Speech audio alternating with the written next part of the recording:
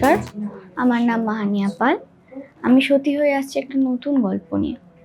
কালীঘাটের সাথে এই সতীর গল্প কিভাবে জুড়ে গেল সেটা জানতে দেখুন সতীপীঠ কালীঘাট জি বাংলায়।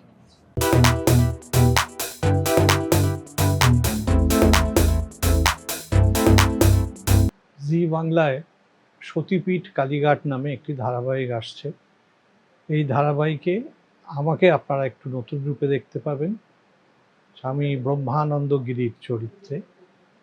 আসলে এই কালীঘাট সৃষ্টির পেছনে এই সন্ন্যাসীর একটা বিরাট অবদান ছিল।